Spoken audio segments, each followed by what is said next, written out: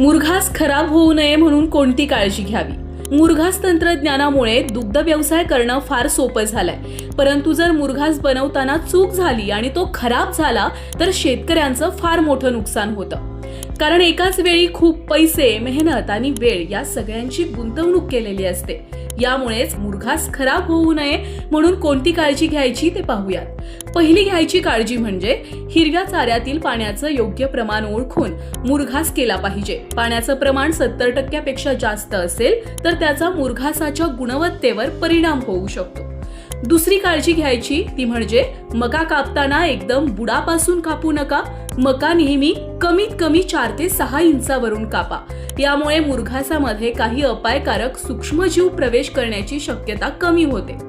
तिसरी काळजी घ्यायची ती म्हणजे मुरघास बनवताना कुट्टी केलेला चारा ढीग लावून ठेवू नका.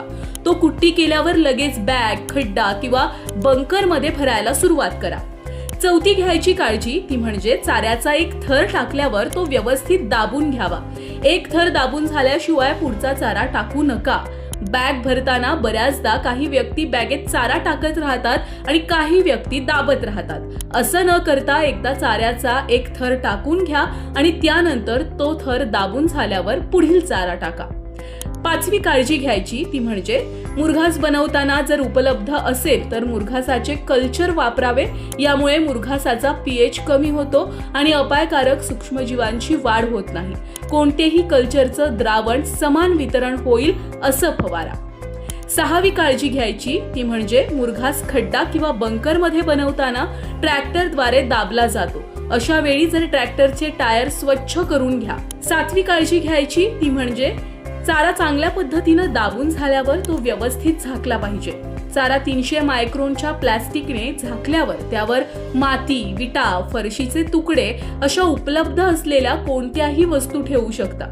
यामुळे आत हवा जाऊन मुरघास खराब होण्याची शक्यता फार कमी असते. आठवी काळजी घ्यायची ती म्हणजे मुरघास उघडल्यावर हवेला सामोरा गेलेला थर रोजच्या रोज काढला पाहिजे, नाहीतर त्यावर बुरशीचा प्रादुर्भाव होऊ शकतो. यामुळेच आपल्याला रोज जेवढा मुरघास लागणार आहे त्यानुसार खड्डा किंवा बंकर बनवला पाहिजे. नववी घ्यायची काळजी म्हणजे जिथे पाणी साठणार नाही अशा जागी मुरघास बनवण्यासाठी ती जागा निवडा.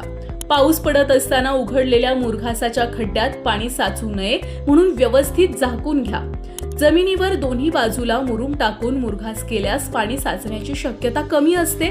जास्त जनावरं असल्यास व्यवसायामध्ये प्रगती करत असताना योग्य आर्थिक नियोजन करून बंकर बनवणं ही काळाची गरज आहे. अशा प्रकारे आपण आपला मुरघास खराब